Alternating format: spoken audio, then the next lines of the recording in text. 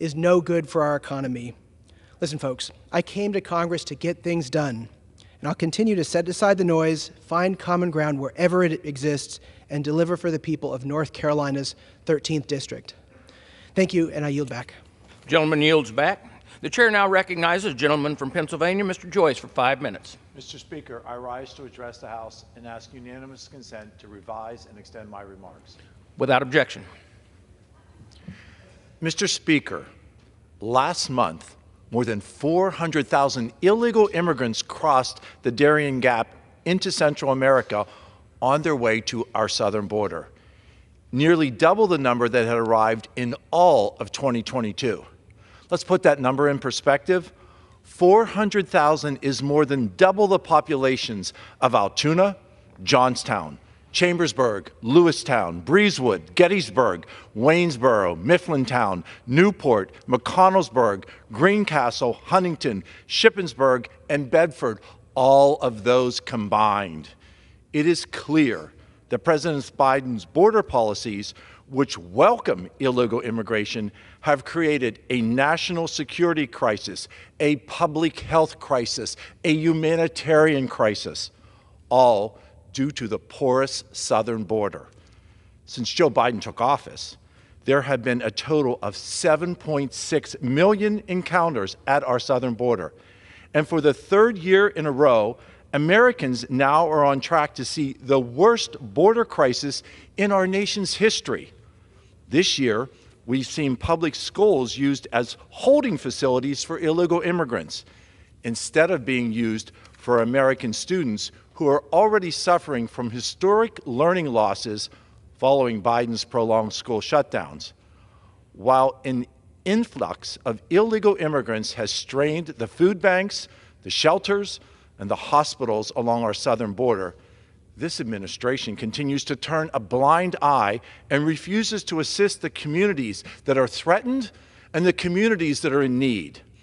It is time for the Senate to pass the Secure the Border Act, which would, first, force the Biden administration to restart construction of the border wall, second, increase the number of Border Patrol agents, third, end catch and release, and finally, deploy the new technologies that our Border Patrol agents have requested in order to help secure our southern border. President Biden's failure to address this crisis is simply unacceptable. And report after report from Eagle Pass, San Diego, and McAllen show that this crisis will only continue to worsen each and every day. We can't afford business as usual from Washington, and we cannot abandon our Border Patrol agents who deal with this problem. It is time for Democrats in Congress to join us and deliver real solutions and not more empty promises to the American people. Thank you, Mr. Speaker, and I yield. The gentleman yields back. The chair now recognizes the gentleman from Oregon, Mr. Blumenauer, for 5 minutes.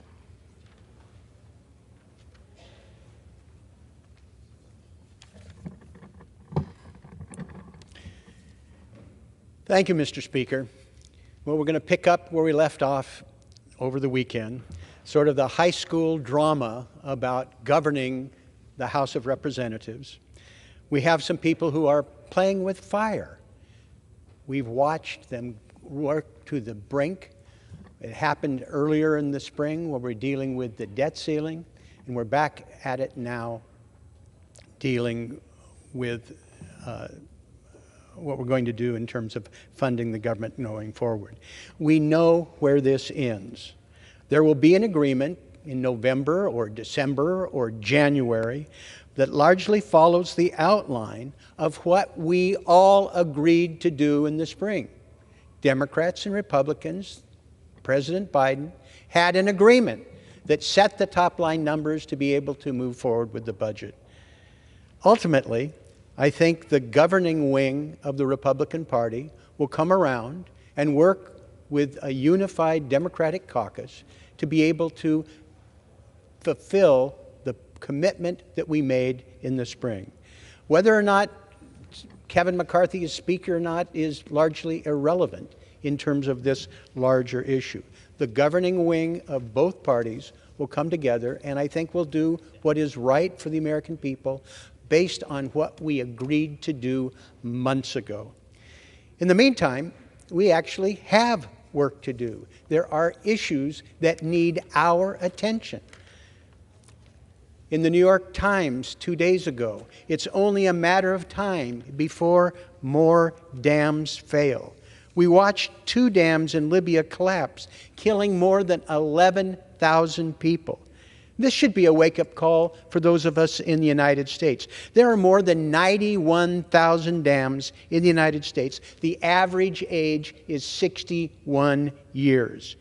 About a third of those, the failure would result in loss of life and significant economic and environmental damage. The Infrastructure and Jobs Act included hundreds of millions of dollars for dam safety. Welcome, but a minuscule amount of what we need to do when there are about $76 billion of immediate need dealing with dam safety. There are some very cost-effective solutions. One of them we've pioneered in the Pacific Northwest, which is just removing the dam. In 2012 and 2014, we transformed the ecosystem of the Elwha River in Washington, the largest dam removal in American history. And we are currently working on an even larger project with 4 dams being removed on the Klamath River in southern Oregon and northwest and northern California. Dam removal is much more cost-effective. I've worked on the Infrastructure and Transportation Infrastructure Committee to try and have a system where any time a dam removal was more cost-effective than trying to renovate it, that it would be authorized. We're looking at the changing landscape, the problems with the Colorado River, where the dams no longer have intakes where they'll be able to get the water out. We're looking at dead pools being formed in along the Colorado River. We have to rethink the way that the hydrology works, the dam works.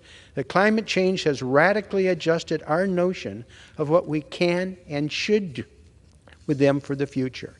This is but one example of a simple, common sense, direct effort that we should take that will save lives, save money, and regenerate the environment, as we're going to see in the Klamath River Basin. Working with Native Americans, working with nature-based solutions for climate challenges, we're all going to be better off. And then we can perhaps stay away from the sideshows here that are entertaining but don't get us anywhere. Thank you, and I yield back. The gentleman yields back. The chair now recognizes the gentleman from California, Mr. McClintock, for 5 minutes.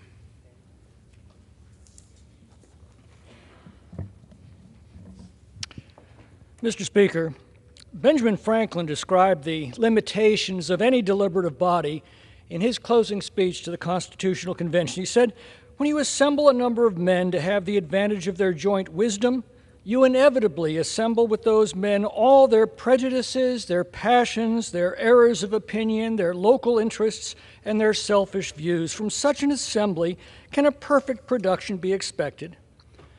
Well, we have certainly approached these limits in our deliberations in recent days. And I want to pause for a moment and assess where we are and where we're going.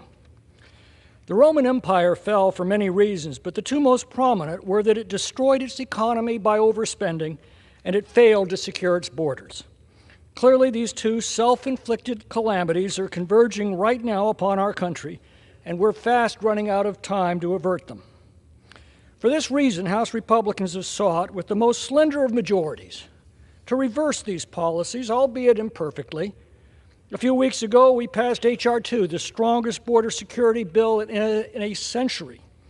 Over the past months, our majority on the Appropriations Committee has drafted the 12 appropriations bills which bend discretionary spending down and enact important reforms. Now, I admit that we are inexcusably late in that process. The approach of the fiscal year, though, provided us impetus to complete this work. Last week, we began taking up and adopting appropriation bills that now comprise 70% of federal discretionary spending on the eve of an impending shutdown. We've learned from experience that a government shutdown can be administered in a manner that does enormous damage to the economy and to the lives of millions of Americans. The president, if he wishes, can destroy every small business on federal land and those adjacent to federal land. Obama went so far as to barricade every monument and memorial, chain the gates of every acre of federal land, and even barricade the turnouts overlooking Yosemite Valley so that people couldn't even pull over to catch a glimpse of it. Mr. Biden had made it very clear that he intended to follow that strategy, specifically designed to create a panic and to force an immediate resolution in favor of the status quo.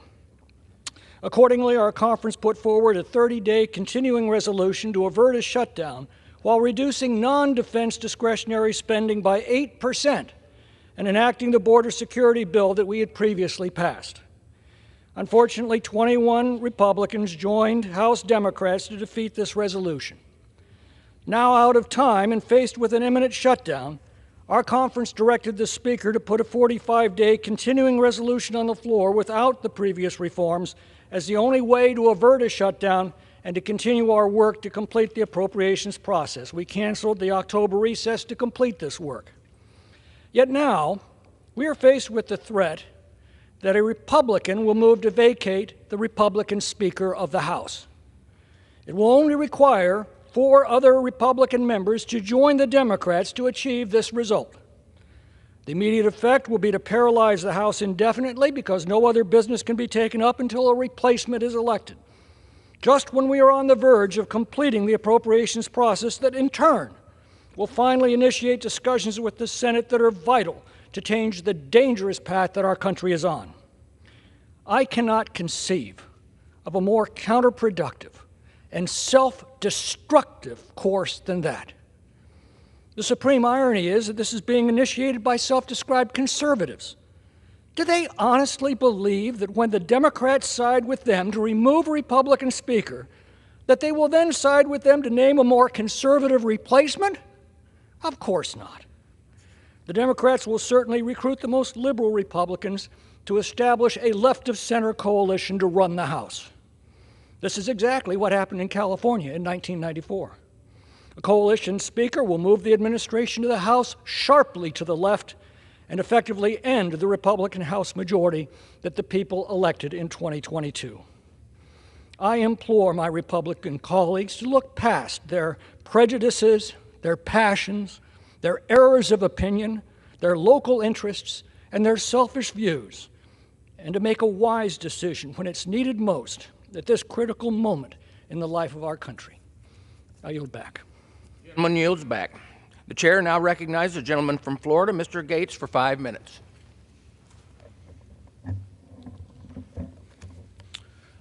Thank you, Mr. Speaker. I rise to raise a question. What was the secret side deal on Ukraine?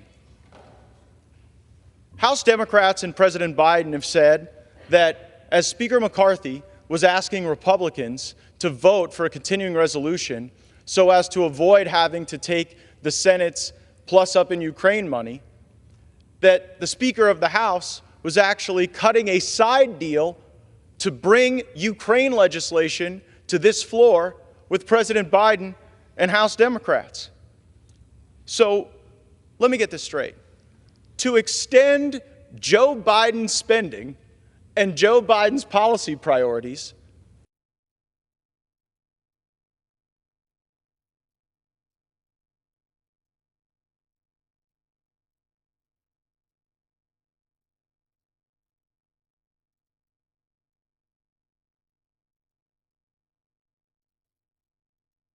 Speaker McCarthy's lunch money in every negotiation.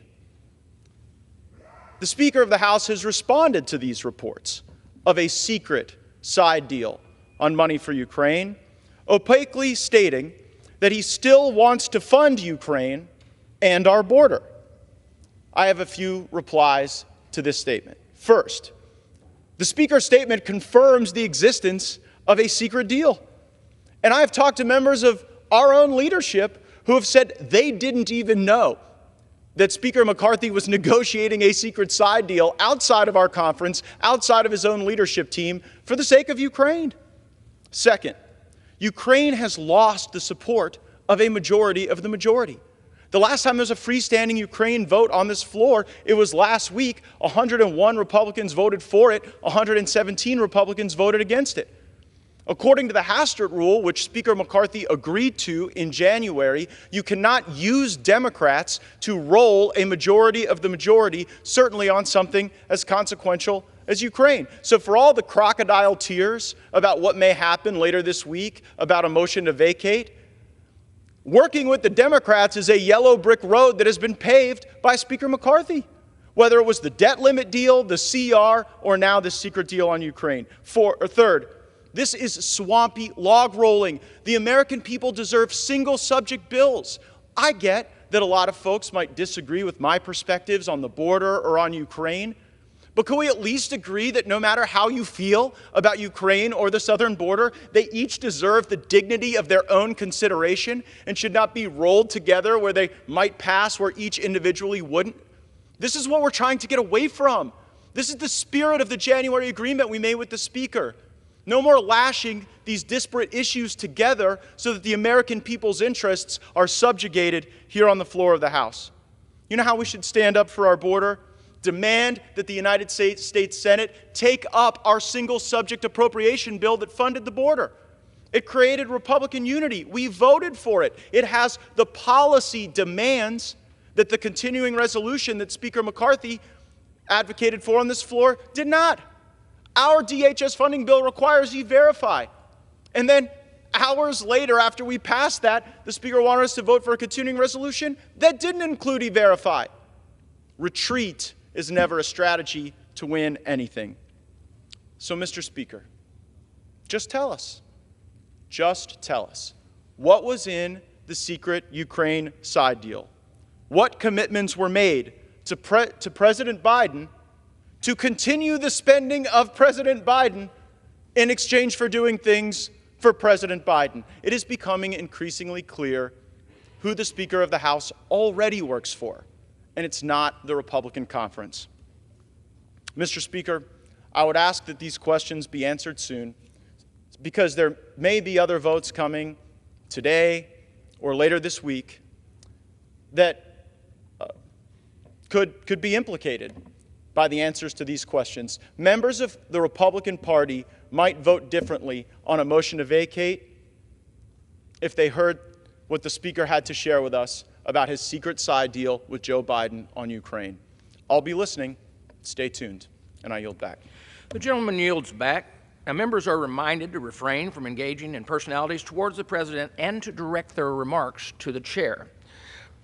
The Chair now recognizes a gentlewoman from Iowa, Ms. Miller Meeks, for 5 minutes.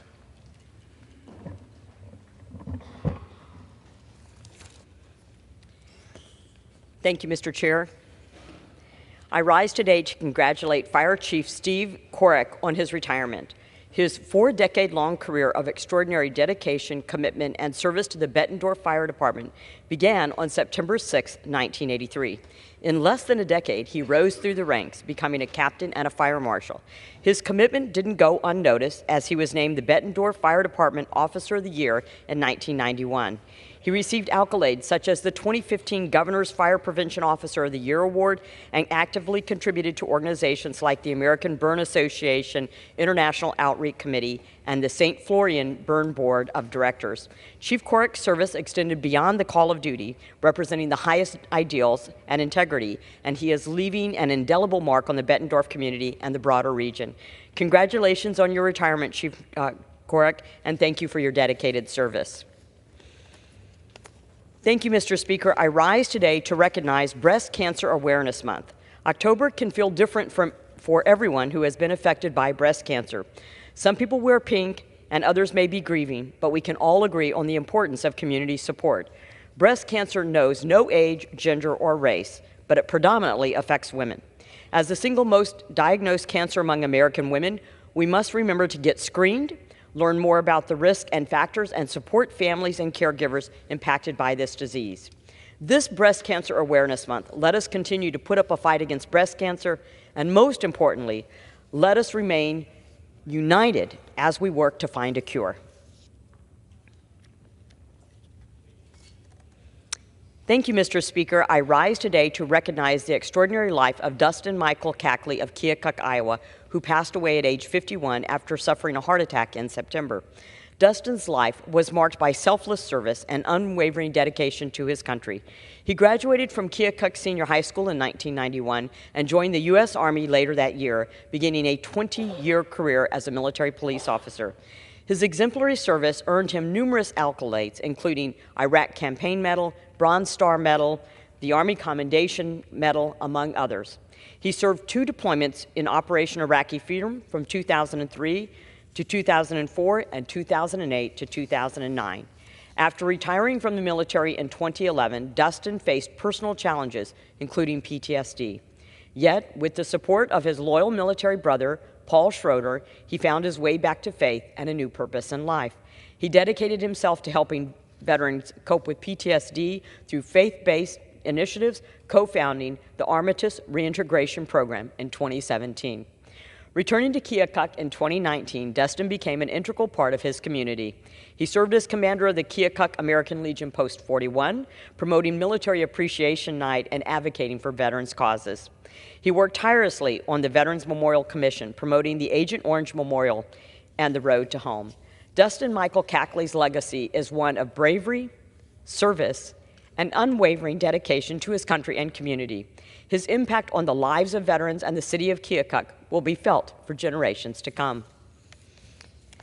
Thank you, Mr. Speaker. I rise today to recognize the extraordinary efforts of Norwalk Police Officer Jared Alcorn, who saved a couple from a house fire while on patrol in August. At 3:50 a.m., Officer Alcorn smelled smoke and conducted a thorough search of the neighborhood he was patrolling, leading him to a small house where he witnessed flames engulfing the back deck. The fire, although not yet extensive, posed a grave threat to the unsuspecting couple sound asleep inside. Without hesitation, Alcorn dialed the fire department, swiftly woke and evacuated the occupants along with their pets, and called for backup.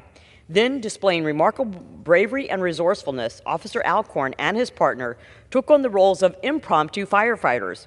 They grabbed garden hoses from both sides of the house and commenced a valiant battle against the encroaching flames. Their relentless efforts held the fire at bay until professional firefighters arrived on the scene. Thanks to the swift and selfless actions of Officer Jared Alcorn, the fire's damage contained primarily to the home's exterior. The couple and their pets were spared from harm, and the heart of the resident remained intact. Thank you, Officer Jared Alcorn. In the darkest hours of that morning, your courage shone brightly, embodying the true spirit of a dedicated and heroic public service. Mr. Speaker, I would like to address comments I recently heard on the floor, and that is a motion to vacate of Speaker McCarthy. A motion to vacate is going to continue to derail our appropriations bills process in bringing those bills to the floor. It will upset and further erode our ability to investigate the Biden family corruption, which we've made significant progress. The gentlewoman's time has expired. And I yield back my time. Gentlewoman yields back. The chair now recognizes a gentleman from California, Mr. LaMalfa, for 5 minutes. Thank you, Mr. Speaker. Thank you, Mr. Speaker. So, Saturday we cobbled together a 45-day continuing resolution. Now, that's not my preferred way of doing business around here.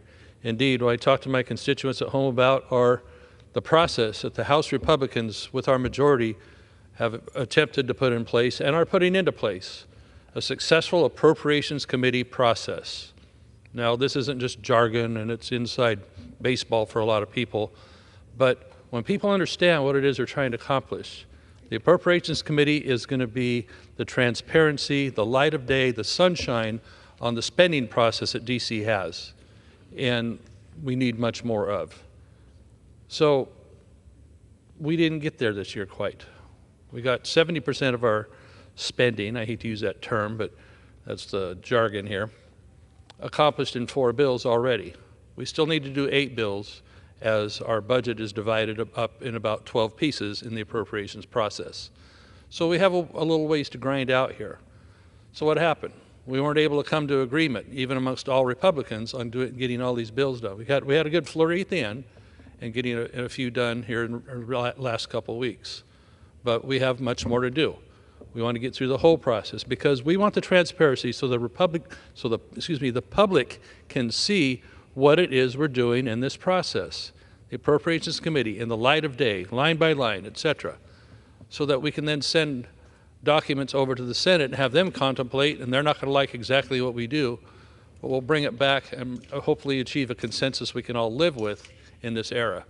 And I have to remind you, what we've laid out as our goals in the House Republicans aren't necessarily shared by the Senate or the White House. It's a hostile environment to try and cut back to pre-COVID levels of spending, as well as secure our border from a Senate Democrat majority and the Biden White House. These are our goals. We want to have a secure border. We had a document early last week that we thought was going to take a giant leap there, but we couldn't get all the votes we needed, even our own conference, to get it done. Pretty frustrating. So we have this 45-day ability to buy time and what we passed the other day. I'm not happy with continuing resolutions, especially long-term ones. This is fairly short-term. It'll enable us to do our work and get these appropriations done. That's what we're doing. Yes, it continues spending pretty much as it was, but we were up against the deadline. Now, what are the bad things? You know, government shutdown is what we're up against. Yeah, it's a terrible way of doing business. I've been around a couple of them, and colleagues have been here longer than me. One of my friends said he's been through 5 of them. Nobody ever wins politically or policy-wise on a shutdown. What happens? Our troops stop getting paid, okay? Our loyal soldiers out there on the line stop getting paid, and they're already underwaged, so to speak. Contracts that we would have with defense come to a grinding halt. Now, and other federal projects on construction, road, infrastructure, what have you, come to a grinding halt. Now, what happens on that? When you demobilize construction crews or assembly lines like that, they don't just turn right back on and off like a light switch. People go home, they move their equipment to other things.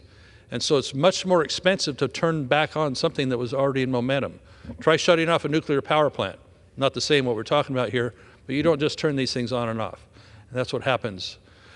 Permitting, when folks have been waiting so long for EPA or Army Corps of Engineers or somebody to get their freaking job done on getting permits out, and then they have an excuse to shut down. Oh, this week-long shutdown, 2-week-long, it's going to set us back 3 months. We've heard that sort of thing around here. So even though it might feel good, yeah, let's shut the mother down, you know, because a lot of people don't like what government does, including me. In my real life as a farmer in Northern California, I see a lot of dumb stuff government does. But shutting things down in the middle of the stream here doesn't really work for anybody, unfortunately. Federal employees will still get paid, even if they're not at work, so it's a paid vacation. They'll get their back pay. Congress will still get paid by the month. Doesn't really shut anything off that way. So we don't gain a lot with the shutdown. So we held our nose. We're going to do this for 45 days to do a good process in the Appropriations Committee. I want to have faith in that. I want the American public to have faith in an open process and doing it correctly, because process is something that's been lacking a lot in Congress and in government in recent years. We have to cling to process as something that's important. Gentleman's time has expired. So we can have things laid out constitutionally. I yield back. Gentleman yields back. The chair now recognizes a gentleman from Georgia, Mr. Carter, for 5 minutes.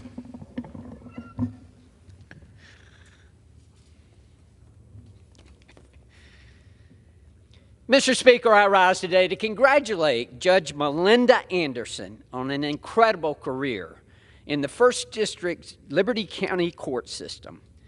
Judge Anderson's first major achievement of her storied career came when she was appointed ex officio notary and justice of the peace by the Liberty County Grand Jury in 1979. Then in 1983, the legislative consolidation of the Justice of the Peace and Small Claims Court created a magistrate court. Consequently, in 1988, Judge Melinda Anderson was elected as Liberty County Chief Magistrate. Since then, she has served the 1st District of Georgia well, and her accolades are too numerous for one speech. I would like to take the time to congratulate Judge Melinda Anderson on a magnificent career, which included awards for both Magistrate of the Year and Lifetime Achievement.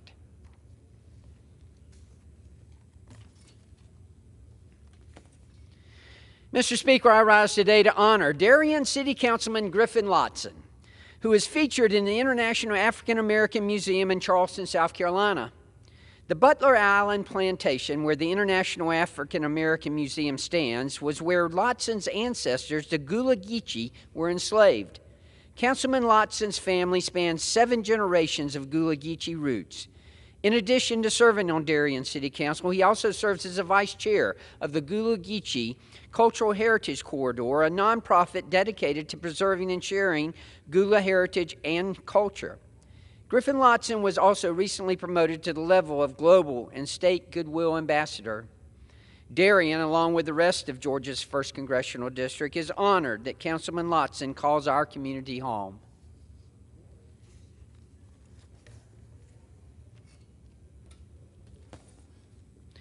Mr. Speaker, I rise today to congratulate Command Sergeant Major Lindsey Streeter for winning the Military Times Veteran of the Year. Sergeant Major Streeter enlisted in the Army at 17 years old as a 76 Charlie Equipment Parts and Records Specialist. Lindsey deployed from Hunter Army Airfield in support of Operation Desert Storm, and when he returned, he was asked to go into the U.S. Army Recruiting Command, taking on the weighty task of recruiting the next generation of soldiers. Over his 31-year career, he would go on to hold leadership positions at every level, culminating with his first assignment as Commandant of the Non-Commissioned Officer Academy at Fort Stewart. Although he hung up the uniform, his desire to serve others only grew stronger. Once he left the Army, he joined Bank of America as its Senior Vice President of Global Military Affairs, a position that allows him to help transitioning service members and longtime veterans with financial education and assistance. On top of his professional work, Lindsey started a charity with his late wife, Mary Ann, Quad E, that provides health care resources to underserved and low-income families. In 2022, he also purchased the semi-pro basketball team, the Savannah Hurricanes, yet another example of serving our local community. Simply put, his impact on the 1st District of Georgia is immeasurable. Thank you, Command Sergeant Major Streeter, for your continued service to not only our country, but also to our local community. Thank you, Mr. Speaker, and I yield back. The gentleman yields back. Pursuant to Clause 12A of Rule 1, the Chair declares the House in recess until the hour of 2 p.m. today.